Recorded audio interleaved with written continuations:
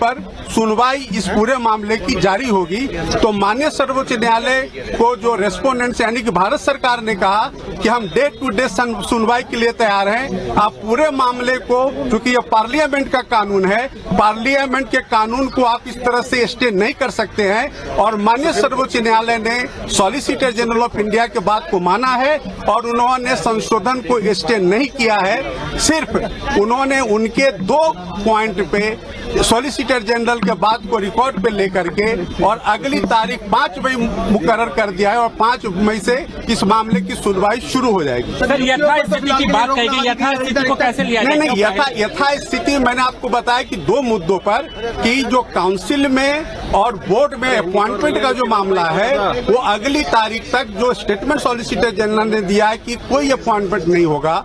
और दूसरा जो है वक्फ व यूजर, तो माननीय सर्वोच्च न्यायालय ने अपने आदेश में लिखा है कि जो रजिस्टर्ड हैं और गेजेटेड हैं उसको गवर्नमेंट डी नोटिफाई नहीं करेगी अगले आदेश तक। सर, आप कौन से यूजर को डी नोटिफाई नहीं करेगी ना? मतलब नहीं, वक्फ नहीं, सिर्फ वही जो रजिस्टर्ड एंड गेजेटेड हैं। हाँ, बिल्कुल, ये ऑर्डर शीट में है। जो रजिस्टर्ड नहीं है, जो गेजेटेड नहीं है, उसको सरकार संशोधन कानून के हिसाब से डी नोटिफाई कर सकती है। सर, आप किसके लिए अपीयर हुए थे? मैं हिंदू सेना और हिंदू महासभा 2 हमारे एप्लीकेंट्स हैं, उनकी तरफ से मैं संशोधन के समर्थन में हाजिर हुआ। नाम बता दीजिए। वरुण कुमार सिन्हा, विष्णु गुप्ता के लिए और एक पवन अग्रवाल है उनके लिए। सर, आज की सुनवाई पूरी हो गई क्या? नहीं, आज की सुनवाई पूरी हो गई, अगली तारीख 5 मई की मुकर्रर हुई है। लेकिन कल सॉलिसिटर जनरल ने रिक्वेस्ट किया और राज्य सरकार की तरफ से वकील तमाम प्रेजेंट होकर के रिक्वेस्ट की कि एक बार हमें सुनने का मौका दिया जाए। हालांकि आज बहुत देर तक मैटर नहीं चला और ऑनरेबल चीफ जस्टिस ने कल जो मूड बनाया था उसी के हिसाब से नोटिस करके रिप्लाई फाइल करने के लिए 7 दिन का समय दिया है रिस्पोंडेंट्स को। उसके अलावा हम लोगों को उस पर 4 दिन के अंदर उस रिप्लाई पर जो है रिस्पांस देने के लिए कहा है। उसके बाद मैटर फाइनल सुनने के लिए कहा है। उसी के साथ साथ ऑनरेबल चीफ जस्टिस ने कहा है कि 5 एडवोकेट एक दूसरे को जो है नामित कर दीजिए और वही इस मैटर को आर्गुमेंट करेंगे। उसके अलावा हम बहुत ज्यादा लोगों को नहीं सुनेंगे।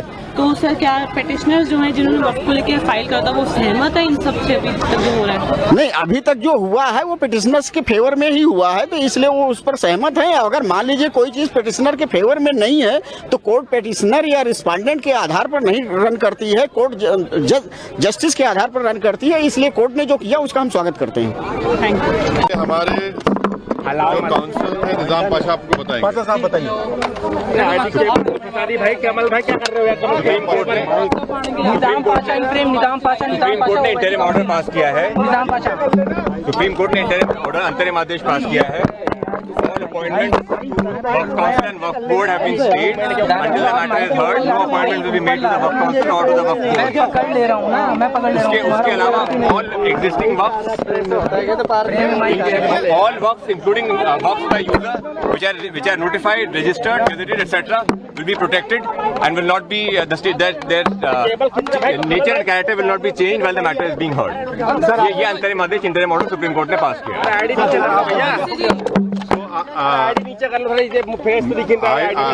अंग्रेजी में बोलो। सर, हिंदी में पहले हिंदी में। अभी आपने कोर्ट का, सुप्रीम कोर्ट के honourable chief justice of India के साथ जो बेंच का ऑर्डर आपने सुन लिया। हमारे काउंसिल निजाम पाशा ने उस बात काउंसिल है, किसी पिटिशनर की तरफ से काउंसिल है, मेरी फ्रेम में हुआ है। आइंदा फिर जब पेशी होगी हम लोग कोशिश करेंगे, तो यही बात करेंगे।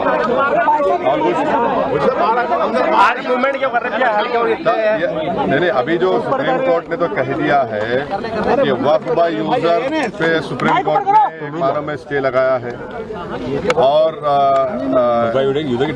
वक्फ बाय यूजर के डिलीशन पर स्टे लगाया है और साथ ही साथ कोई सेंट्रल वक्फ काउंसिल के बनाने पर स्टे लगाया गया है, स्टेट वक्फ बोर्ड के बनाने पर स्टे लगाया गया है।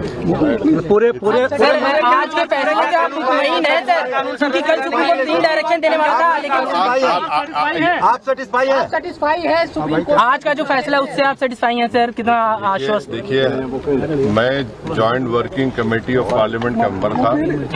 जितने अमेंडमेंट सरकार ने उसमें लाए थे हमने उसकी मुखालिफत की और हमने डाइसेंट रिपोर्ट दिया। पार्लियामेंट में भी मैंने उस पूरे बिल की मुखालिफत की है। तो ये कहना कि मैं दूसरे बिल के प्रोविजंस को मान लूंगा, ये सवाल पैदा नहीं होता। हम पूरे उस बिल को उस एक्ट को अनकॉन्स्टिट्यूशनल मानते हैं और ये आर्टिकल 25, आर्टिकल 26, 14 और 15 और 29 का ग्रेव वायलेशन है। ये हम पहले से ही बोल किया है और आज फिर आपके सामने रिपीट कर रहा हूँ। No. See. Let us be very careful. The Honorable Supreme Court, as rightly pointed out by my counsel, Mr. Nizam Pasha, the Supreme Court has said that the Central Waqf Council and the State Waqf Boards will not be constituted. Waqf by user cannot be deleted. Now, there are other provisions also which we as a party have come to the Honorable Supreme Court that calling it unconstitutional. Now, whenever it will be heard, our counsel, Mr. Nizam Pasha, on behalf of me, will be arguing it.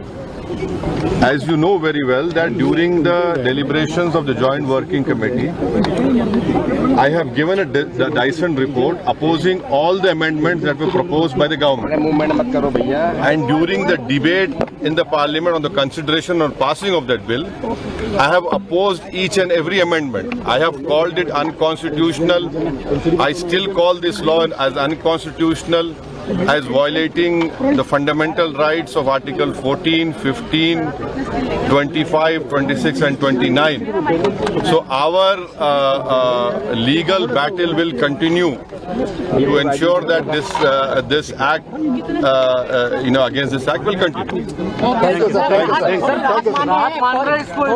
देखिए सवाल, देखिए आपको पूरे उस कानून को समझने की जरूरत है।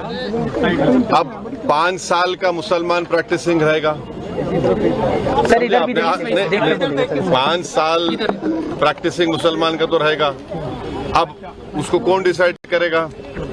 अब कोई महिला है उसको कौन डिसाइड करेगा? तो ऐसे कई उसमें जो अमेंडमेंट्स के जरिए लॉ बनाया गया है, हम उसके आज भी मुखालिफत कर रहे हैं और कल भी अपोज करते रहेंगे। और लीगली हम सुप्रीम कोर्ट में चैलेंज किए, हम उसको उन तमाम चीजों को violation of the fundamental rights मानते हैं। Thank you. आज माननीय सर्वोच्च न्यायालय ने आज अंतरिम आदेश पर दोनों पक्ष को सुना और सुनने के बाद जो उन्होंने 2 तरह का अंतरिम आदेश अगले तारीख यानी कि 5 मई तक के लिए दिया है। उनका जो पहला जो है अंतरिम आदेश कि वक्फ काउंसिल या वक्फ बोर्ड में कोई भी अपॉइंटमेंट, बल्कि उन्होंने स्टे नहीं किया है। जो भारत सरकार के सॉलिसिटर जनरल है उन्होंने अपना स्टेटमेंट दिया है कि अगली तारीख तक न तो काउंसिल में न वक्फ बोर्ड में कोई अपॉइंटमेंट जो संशोधित कानून है उसके अनुसार किया जाएगा। दूसरा बात उन्होंने जो माननीय अदालत ने कहा कि जो वक्फ व यूजर है जो रजिस्टर्ड हैं और गैजेटेड हैं उसको गवर्नमेंट डी नोटिफाई नहीं करेगी टिल द नेक्स्ट डेट। तो बड़ी इंपॉर्टेंट बात है कि जो रजिस्टर्ड एंड गैजेटेड हैं वही सिर्फ डी नोटिफाई नहीं होंगे, उसके अलावा संशोधन के हिसाब से सरकार कार्रवाई करने को स्वतंत्र है और जो संशोधित कानून है उस पर किसी भी तरह का अंतरिम आदेश नहीं है। और अगली तारीख तक भारत सरकार को अपना जवाब और उनको जो भी डॉक्यूमेंट्स देने हैं वो देने होंगे और उसके बाद उनको रिज्वाइंडर का जो पिटीशन है उनको मौका दिया गया है। साथ ही साथ जो स्टेट गवर्नमेंट्स हैं वो भी अपना रिस्पॉन्स देंगे और ये कहा गया है कि अगली तारीख पर सुनवाई इस पूरे मामले की जारी होगी। तो माननीय सर्वोच्च न्यायालय को जो रेस्पोंडेंट्स यानी कि भारत सरकार ने कहा कि हम डे टू डे सुनवाई के लिए तैयार हैं। आप पूरे मामले को, क्योंकि ये पार्लियामेंट का कानून है, पार्लियामेंट के कानून को आप इस तरह से स्टे नहीं कर सकते हैं। और माननीय सर्वोच्च न्यायालय ने सॉलिसिटर जनरल ऑफ इंडिया के बात को माना है और उन्होंने संशोधन को स्टे नहीं किया है। सिर्फ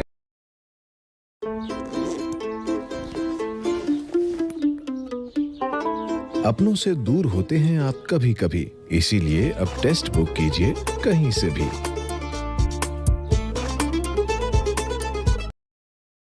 स्थिति मैंने आपको बताया कि दो मुद्दों पर कि जो काउंसिल में और बोर्ड में अपॉइंटमेंट का जो मामला है वो अगली तारीख तक जो स्टेटमेंट सॉलिसिटर जनरल ने दिया है कि कोई अपॉइंटमेंट नहीं होगा, और दूसरा जो है वक्फ व यूजर, तो माननीय सर्वोच्च न्यायालय ने अपने आदेश में लिखा है कि जो रजिस्टर्ड हैं और गेजेटेड हैं उसको गवर्नमेंट डी नोटिफाई नहीं करेगी अगले आदेश तक। सर आप कौन से यूजर को डी नोटिफाई नहीं करेगी ना, मतलब नहीं वक्फ नहीं, सिर्फ वही जो रजिस्टर्ड एंड गेजेटेड हैं।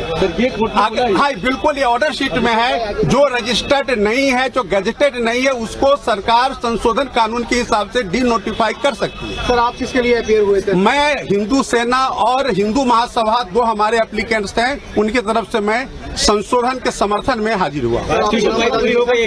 नाम बता दीजिए। वरुण कुमार सिन्हा, विष्णु गुप्ता के लिए और एक पवन अग्रवाल है उनके लिए। सर आज की सुनवाई पूरी हो गई क्या? नहीं, आज की सुनवाई पूरी हो गई, अगली तारीख 5 मई की मुकर्रर हुई है। लेकिन कल सॉलिसिटर जनरल ने रिक्वेस्ट किया और राज्य सरकार की तरफ से वकील तमाम प्रेजेंट होकर के रिक्वेस्ट की कि एक बार हमें सुनने का मौका दिया जाए। हालांकि आज बहुत देर तक मैटर नहीं चला और ऑनरेबल चीफ जस्टिस ने कल जो मूड बनाया था उसी के हिसाब से नोटिस करके रिप्लाई फाइल करने के लिए 7 दिन का समय दिया है रिस्पोंडेंट्स को। उसके अलावा हम लोगों को उस पर 4 दिन के अंदर उस रिप्लाई पर जो है रिस्पांस देने के लिए कहा है। उसके बाद मैटर फाइनल सुनने के लिए कहा है। उसी के साथ साथ ऑनरेबल चीफ जस्टिस ने कहा है कि 5 एडवोकेट एक दूसरे को जो है नामित कर दीजिए और वही इस मैटर को आर्गुमेंट करेंगे। उसके अलावा हम बहुत ज्यादा लोगों को नहीं सुनेंगे। तो सर क्या पेटिशनर्स जो हैं जिन्होंने वक्फ को लेकर फाइल करता वो सहमत है इन सब से अभी तक जो हो रहा है? नहीं, अभी तक जो हुआ है वो पेटिशनर्स के फेवर में ही हुआ है, तो इसलिए वो उस पर सहमत है। अगर मान लीजिए कोई चीज पेटिशनर के फेवर में नहीं है तो कोर्ट पेटिशनर या रिस्पोंडेंट के आधार पर नहीं रन करती है, कोर्ट जस्टिस के आधार पर रन करती है। इसलिए कोर्ट ने जो किया उसका हम स्वागत करते हैं। Thank you. हमारे जो काउंसिल है निजाम पाशा आपको बताएंगे। पाशा साहब बताइए। भाई कमल भाई क्या कर रहे हो? निजाम पाशा सुप्रीम कोर्ट ने इंटरिम ऑर्डर पास किया है। निजाम पाशा सुप्रीम कोर्ट ने इंटरिम ऑर्डर अंतरिम आदेश पास किया है। All appointments, Work Council and Work Board have been stayed until the matter is heard. No appointment will be made to the Work Council or to the Work Board. मैं पकड़ ले रहा हूँ ना, मैं पकड़ ले रहा हूँ। उसके अलावा all existing works, all works including works by user which are notified, registered, gazetted, etc. will be protected and will not be their nature and character will not be changed while the matter is being heard. ये अंतरिम आदेश interim order supreme court ने पास किया। नीचे कर लो थोड़ा, इसे face तो दिखे। अंग्रेजी में बोलो। सर हिंदी में, पहले हिंदी में। अभी आपने कोर्ट का, सुप्रीम कोर्ट के honourable chief justice of India के साथ जो बेंच का ऑर्डर आपने सुन लिया। हमारे काउंसिल निजाम पाशा ने उस बात काउंसिल है किसी पेटिशनर की तरफ से, काउंसिल है मेरी फ्रेम में हुआ। आइंदा फिर जब पेशी होगी हम लोग कोशिश करेंगे, तो यही बात है। और आज मूवमेंट क्यों कर रहे हैं? नहीं, अभी जो सुप्रीम कोर्ट ने तो कह दिया है कि वक्फ बाय यूजर पे सुप्रीम कोर्ट ने एक बार में स्टे लगाया है और वक्फ बाय यूजर के डिलीशन पर स्टे लगाया है और साथ ही साथ कोई सेंट्रल वक्फ काउंसिल के बनाने पर स्टे लगाया गया है, स्टेट वक्फ बोर्ड के बनाने पर स्टे लगाया गया है। पूरे सर आज के फैसले से आप मुतमईन हैं सर, क्योंकि कल सुप्रीम कोर्ट 3 डायरेक्शन देने वाला था, लेकिन आप सेटिस्फाई है सुप्रीम कोर्ट आज का जो फैसला है उससे आप सेटिस्फाई हैं सर? कितना आश्वस्त? देखिए, मैं joint working committee of parliament का मेंबर था। जितने अमेंडमेंट सरकार ने उसमें लाए थे हमने उसकी मुखालिफत की और हमने डाइसेंट रिपोर्ट दिया।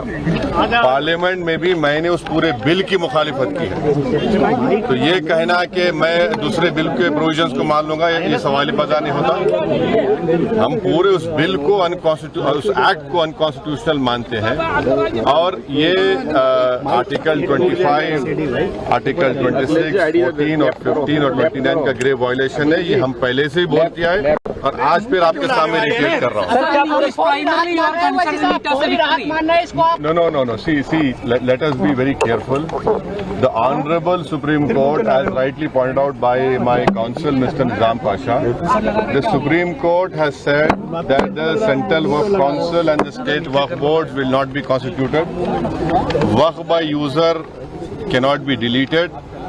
Now, there are other provisions also which we as a party have come to the Honorable Supreme Court that calling it unconstitutional.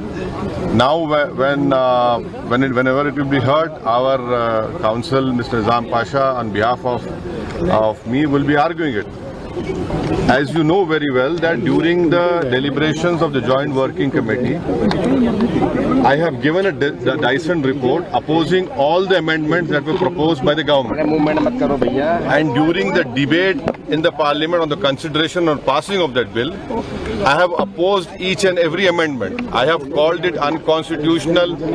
I still call this law as unconstitutional, as violating the fundamental rights of Article 14, 15, 25, 26 and 29. So our legal battle will continue to ensure that this act, against this act will continue. देखिए सवाल देखिए, आपको पूरे उस कानून को समझने की जरूरत है। अब 5 साल का मुसलमान प्रैक्टिसिंग रहेगा, सर इधर भी 5 साल प्रैक्टिसिंग मुसलमान का तो रहेगा। अब उसको कौन डिसाइड करेगा? अब कोई महिला है, उसको कौन डिसाइड करेगा? तो ऐसे कई उसमें जो अमेंडमेंट्स के जरिए लॉ बनाया गया है, हम उसके आज भी मुखालिफत कर रहे हैं और कल भी अपोज करते रहेंगे। और लीगली हम सुप्रीम कोर्ट में चैलेंज किए, हम उसको उन तमाम चीजों को violation of the fundamental rights मानते हैं। Thank you. आज माननीय सर्वोच्च न्यायालय ने आज अंतरिम आदेश पर दोनों पक्ष को सुना और सुनने के बाद जो उन्होंने 2 तरह का अंतरिम आदेश अगले तारीख यानी कि 5 मई तक के लिए दिया है। उनका जो पहला जो है अंतरिम आदेश कि वक्फ काउंसिल या वक्फ बोर्ड में कोई भी अपॉइंटमेंट, बल्कि उन्होंने स्टे नहीं किया है। जो भारत सरकार के सॉलिसिटर जनरल है उन्होंने अपना स्टेटमेंट दिया है कि अगली तारीख तक न तो काउंसिल में न वक्फ बोर्ड में कोई अपॉइंटमेंट जो संशोधित कानून है उसके अनुसार किया जाएगा। दूसरा बात उन्होंने जो माननीय अदालत ने कहा कि जो वक्फ व यूजर है जो रजिस्टर्ड हैं और गैजेटेड हैं उसको गवर्नमेंट डी नोटिफाई नहीं करेगी टिल द नेक्स्ट डेट। तो बड़ी इंपॉर्टेंट बात है कि जो रजिस्टर्ड एंड गैजेटेड हैं वही सिर्फ डी नोटिफाई नहीं होंगे, उसके अलावा संशोधन के हिसाब से सरकार कार्रवाई करने को स्वतंत्र है। और जो संशोधित कानून है उस पर किसी भी तरह का अंतरिम आदेश नहीं है और अगली तारीख तक भारत सरकार को अपना जवाब और उनको जो भी डॉक्यूमेंट्स देने हैं वो देने होंगे। और उसके बाद उनको रिज्वाइंडर का जो पिटिशन है उनको मौका दिया गया है। साथ ही साथ जो स्टेट गवर्नमेंट्स हैं वो भी अपना रिस्पॉन्स देंगे। और ये कहा गया है कि अगली तारीख पर सुनवाई इस पूरे मामले की जारी होगी। तो माननीय सर्वोच्च न्यायालय को जो रेस्पोंडेंट्स यानी कि भारत सरकार ने कहा कि हम डे टू डे सुनवाई के लिए तैयार हैं। आप पूरे मामले को, क्योंकि ये पार्लियामेंट का कानून है, पार्लियामेंट के कानून को आप इस तरह से स्टे नहीं कर सकते हैं। और माननीय सर्वोच्च न्यायालय ने सॉलिसिटर जनरल ऑफ इंडिया के बात को माना है और उन्होंने संशोधन को स्टे नहीं किया है। सिर्फ उन्होंने उनके 2 पॉइंट पे सॉलिसिटर जनरल के बात को रिकॉर्ड पे लेकर के और अगली तारीख 5 मई मुकर्रर कर दिया है और 5 मई से इस मामले की सुनवाई शुरू हो जाएगी। सर यथास्थिति की बात कही, यथास्थिति को कैसे लिया जाए? नहीं, यथास्थिति मैंने आपको बताया कि 2 मुद्दों पर कि जो काउंसिल में और बोर्ड में अपॉइंटमेंट का जो मामला है वो अगली तारीख तक जो स्टेटमेंट सॉलिसिटर जनरल ने दिया है कि कोई अपॉइंटमेंट नहीं होगा। और दूसरा जो है वक्फ व यूजर, तो माननीय सर्वोच्च न्यायालय ने अपने आदेश में लिखा है कि जो रजिस्टर्ड हैं और गैजेटेड हैं उसको गवर्नमेंट डी नोटिफाई नहीं करेगी अगले आदेश तक। सर आप कौन से सर वक्फ बाई यूजर को डी नोटिफाई नहीं करेगी ना? मतलब नहीं, वक्फ बाई नहीं, सिर्फ वही जो रजिस्टर्ड एंड गैजेटेड हैं। हाँ बिल्कुल, ये ऑर्डर शीट में है। जो रजिस्टर्ड नहीं है, जो गैजेटेड नहीं है, उसको सरकार संशोधन कानून के हिसाब से डी नोटिफाई कर सकती है। सर आप किसके लिए अपीयर हुए थे? मैं हिंदू सेना और हिंदू महासभा 2 हमारे एप्लीकेंट्स हैं, उनकी तरफ से मैं संशोधन के समर्थन में हाजिर हुआ। नाम बता दीजिए। वरुण कुमार सिन्हा, विष्णु गुप्ता के लिए और एक पवन अग्रवाल है उनके लिए। सर आज की सुनवाई पूरी हो गई क्या? नहीं, आज की सुनवाई पूरी हो गई। अगली तारीख 5 मई की मुकर्रर हुई है। लेकिन कल सॉलिसिटर जनरल ने रिक्वेस्ट किया और राज्य सरकार की तरफ से वकील तमाम प्रेजेंट होकर के रिक्वेस्ट की कि एक बार हमें सुनने का मौका दिया जाए। हालांकि आज बहुत देर तक मैटर नहीं चला और ऑनरेबल चीफ जस्टिस ने कल जो मूड बनाया था उसी के हिसाब से नोटिस करके रिप्लाई फाइल करने के लिए 7 दिन का समय दिया है रिस्पोंडेंट्स को। उसके अलावा हम लोगों को उस पर 4 दिन के अंदर उस रिप्लाई पर जो है रिस्पांस देने के लिए कहा है। उसके बाद मैटर फाइनल सुनने के लिए कहा है। उसी के साथ साथ ऑनरेबल चीफ जस्टिस ने कहा है कि 5-5 एडवोकेट एक दूसरे को जो है नामित कर दीजिए और वही इस मैटर को आर्गुमेंट करेंगे। उसके अलावा हम बहुत ज्यादा लोगों को नहीं सुनेंगे। तो सर क्या पेटिशनर्स जो हैं जिन्होंने वक्त को लेकर फाइल करा था वो सहमत है इन सब से अभी तक जो हो रहा है? नहीं, अभी तक जो हुआ है वो पिटिशनर्स के फेवर में ही हुआ है, तो इसलिए वो उस पर सहमत है। अगर मान लीजिए कोई चीज पिटिशनर के फेवर में नहीं है तो कोर्ट पिटिशनर या रिस्पोंडेंट के आधार पर नहीं रन करती है, कोर्ट जस्टिस के आधार पर रन करती है। इसलिए कोर्ट ने जो किया उसका हम स्वागत करते हैं। Thank you. हमारे जो काउंसिल में निजाम पाशा आपको बताएंगे। पाशा साहब बताइए। भाई कमल भाई क्या कर रहे हो? सुप्रीम कोर्ट ने निजाम पाशा सुप्रीम कोर्ट ने इंटरिम ऑर्डर पास किया है। निजाम पाशा सुप्रीम कोर्ट ने इंटरिम ऑर्डर अंतरिम आदेश पास किया है। All appointments, Work Council and Work Board have been stayed until the matter is heard. No appointments will be made to the Work Council or to the Work Board. मैं पकड़ ले रहा हूँ ना, मैं पकड़ ले रहा हूँ। उसके अलावा all existing works, all works including works by user which are notified, registered, gazetted, etc. will be protected and will not be their nature and character will not be changed while the matter is being heard. ये अंतरिम आदेश interim order supreme court ने पास किया है। नीचे कर लो थोड़ा, इसे face तो दिखे। अंग्रेजी में बोलो। सर हिंदी में, पहले हिंदी में। अभी आपने कोर्ट का, सुप्रीम कोर्ट के honourable chief justice of India के साथ जो बेंच का ऑर्डर आपने सुन लिया।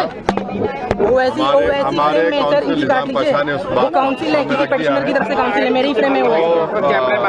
आइंदा फिर जब पेशी होगी हम लोग कोशिश करेंगे, तो यही बात है। और कुछ आज मूवमेंट क्यों कर रहे हैं? नहीं, अभी जो सुप्रीम कोर्ट ने तो कह दिया है कि वक्फ बाय यूजर पे सुप्रीम कोर्ट ने एक बार में स्टे लगाया है और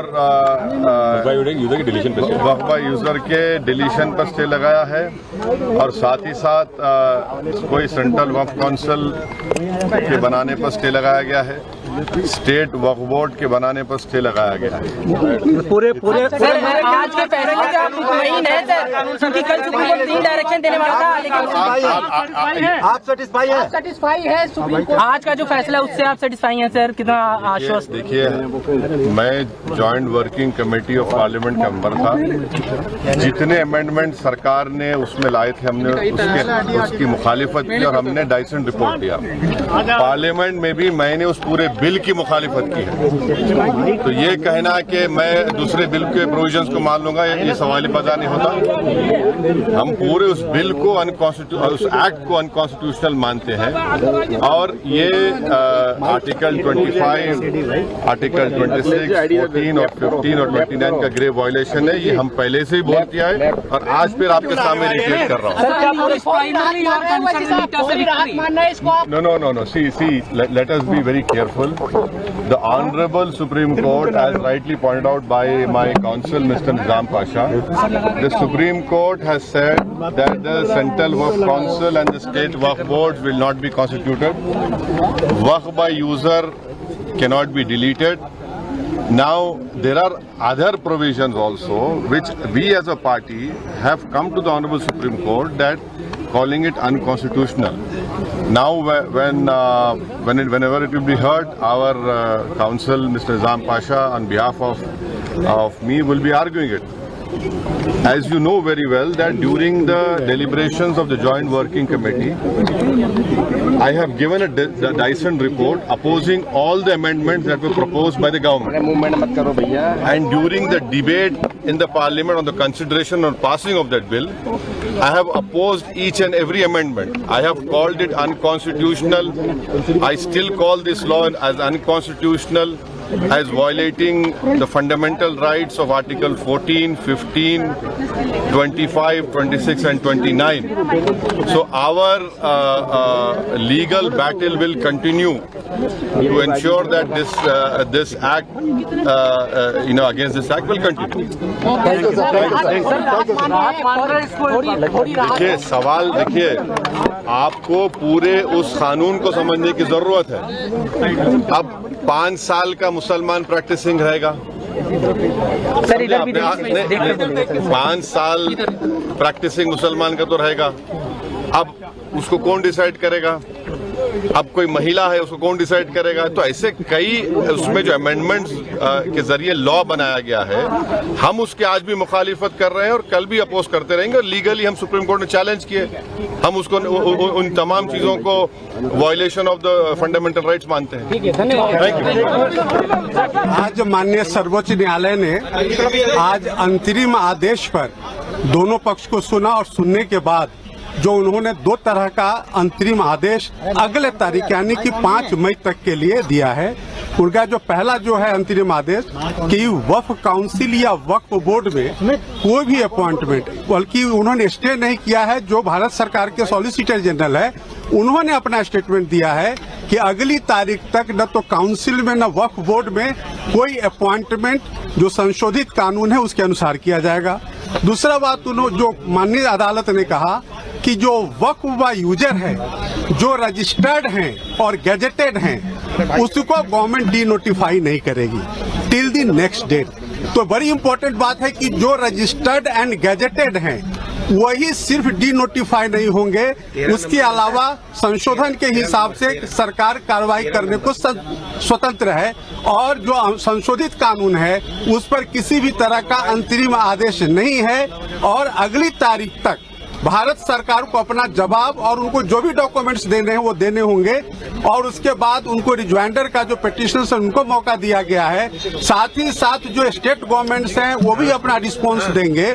और ये कहा गया है कि अगली तारीख पर सुनवाई इस पूरे मामले की जारी होगी। तो माननीय सर्वोच्च न्यायालय को जो रेस्पोंडेंट्स यानी कि भारत सरकार ने कहा कि हम डे टू डे सुनवाई के लिए तैयार हैं। आप पूरे मामले को, क्योंकि ये पार्लियामेंट का कानून है, पार्लियामेंट के कानून को आप इस तरह से स्टे नहीं कर सकते हैं। और माननीय सर्वोच्च न्यायालय ने सॉलिसिटर जनरल ऑफ इंडिया के बात को माना है और उन्होंने संशोधन को स्टे नहीं किया है। सिर्फ उन्होंने उनके 2 पॉइंट पे सॉलिसिटर जनरल के बात को रिकॉर्ड पे लेकर के और अगली तारीख 5 मई मुकर्रर कर दिया है और 5 मई से इस मामले की सुनवाई शुरू हो जाएगी। सर यथास्थिति की बात कही, यथास्थिति को कैसे लिया जाए? नहीं, यथास्थिति मैंने आपको बताया कि 2 मुद्दों पर कि जो काउंसिल में और बोर्ड में अपॉइंटमेंट का जो मामला है वो अगली तारीख तक जो स्टेटमेंट सॉलिसिटर जनरल ने दिया है कि कोई अपॉइंटमेंट नहीं होगा। और दूसरा जो है वक्फ व यूजर, तो माननीय सर्वोच्च न्यायालय ने अपने आदेश में लिखा है कि जो रजिस्टर्ड हैं और गैजेटेड हैं उसको गवर्नमेंट डी नोटिफाई नहीं करेगी अगले आदेश तक। सर आप कौन से सर वक्फ बाई यूजर को डी नोटिफाई नहीं करेगी ना? मतलब नहीं, वक्फ बाई नहीं, सिर्फ वही जो रजिस्टर्ड एंड गैजेटेड हैं। हाँ बिल्कुल, ये ऑर्डर शीट में है। जो रजिस्टर्ड नहीं है, जो गैजेटेड नहीं है, उसको सरकार संशोधन कानून के हिसाब से डी नोटिफाई कर सकती है। सर आप किसके लिए अपीयर हुए थे? मैं हिंदू सेना और हिंदू महासभा 2 हमारे एप्लीकेंट्स हैं, उनकी तरफ से मैं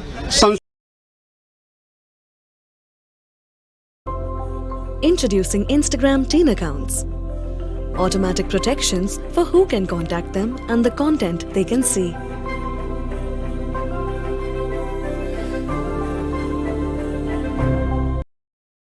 नमस्कार, मैं रवीश कुमार। जब राज्यपाल अवैध काम करते हुए पकड़े जाएं, सुप्रीम कोर्ट जब अपने फैसले में लिख दे कि राज्यपाल ने अवैध काम किया था, तब किसी भी सरकार को, खासकर मोदी सरकार को क्या करना चाहिए? क्योंकि इस राज्यपाल के कारण सुप्रीम कोर्ट ने राष्ट्रपति तक को भी नसीहत दी है और राज्यों के बिल पर विचार करने के लिए समय सीमा पहली बार तय कर दी है। एक राज्यपाल के अवैध काम में राष्ट्रपति भवन को भी भागीदार बनाने की कोशिश हुई, फिर भी अभी तक उन्हें बर्खास्त नहीं किया गया है। अवैध और सरासर गलत काम किया है RN रवि ने। सुप्रीम कोर्ट ने बिना लाग लपेट के साफ शब्दों में कहा है कि 10 विधेयकों को राष्ट्रपति के पास भेजने का राज्यपाल का फैसला अवैध था और मनमाना था, इसलिए उनके फैसले पर रोक लगाई जाती है। राज्यपाल आर.एन. रवि ने पहली बार विधानसभा के पास किए गए 10 विधेयक को मंजूरी नहीं दी, लटका दिया। थक हार कर तमिलनाडु की सरकार सुप्रीम कोर्ट गई। सुप्रीम कोर्ट ने राज्यपाल को नोटिस जारी किया, तब जाकर राज्यपाल ने उन सभी विधेयकों को विधानसभा के पास फिर से विचार करने के लिए भेजा। विधानसभा ने फिर से पास कर दिया, तब भी राज्यपाल आर.एन. रवि ने मंजूरी नहीं दी। मंजूरी को टालने के लिए इस बार राष्ट्रपति के पास विचारों के लिए भेज दिया।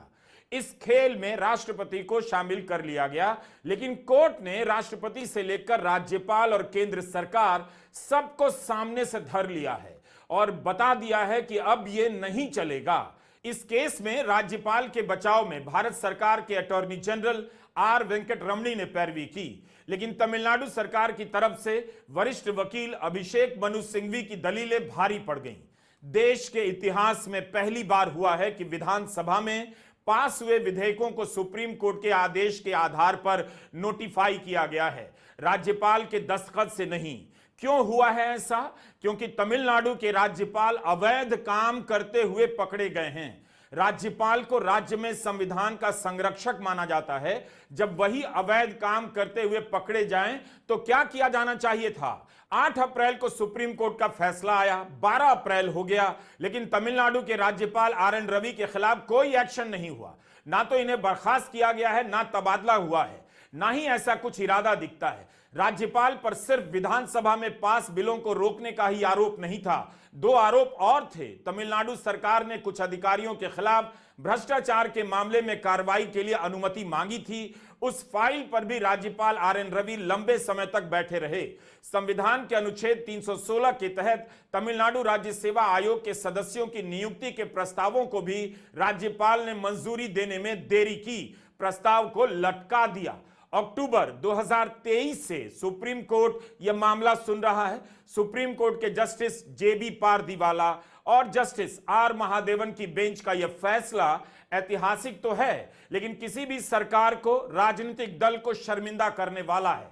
मोदी सरकार के दौर में नियुक्त किए गए कई राज्यपाल इसी तरह का काम करते हुए धरे गए हैं। विधानसभा में पास किए गए विधेयकों को मंजूरी देने में देरी को लेकर पश्चिम बंगाल, केरला, पंजाब और तेलंगाना सरकार भी सुप्रीम कोर्ट में राज्यपालों के खिलाफ जा चुकी है। इस अवैध खेल में तमिलनाडु के राज्यपाल ने राष्ट्रपति भवन को भी समेटा है, तो सुप्रीम कोर्ट ने राष्ट्रपति के लिए भी एक समय सीमा तय कर दी कि 3 महीने के भीतर राज्यों के बिल पर विचार करके वापस भेजना होगा।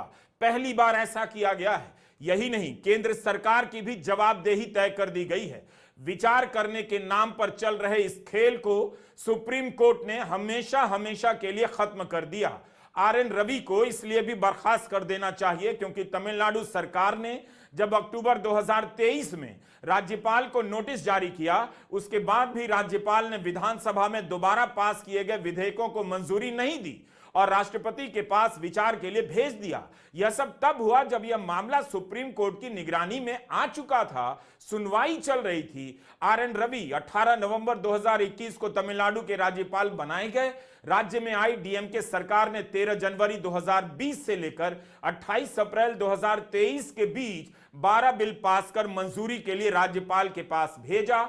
2-2 साल से बिलों को मंजूरी नहीं दी गई। थक हार कर राज्य सरकार सुप्रीम कोर्ट गई। यही नहीं, सुप्रीम कोर्ट के नोटिस के बाद जब राज्यपाल ने 10 बिलों को विधानसभा के पास फिर से विचार करने के लिए भेजा, तो उसमें कोई संदेश तक नहीं लिखा, कोई कारण नहीं लिखा। जब विधानसभा ने फिर से इन विधेयकों को पास कर दिया, तब भी मंजूरी नहीं दी और राष्ट्रपति के पास भेज दिया, जिसे कोर्ट ने अवैध कहा है, गलत कहा है, मनमाना कहा है। तो अवैध काम करने वाले राज्यपाल को क्या सजा नहीं देनी चाहिए? 2 से 5 साल तक राज्यपालों के पास मंजूरी के लिए बिल लटके रह गए। सोचिए, जनवरी 2020 में पास किया हुआ बिल अभी तक मंजूर नहीं हुआ था। 5 साल गुजर गए। विधानसभा के अधिकार पर राज्यपाल के जरिए हमला हो रहा था।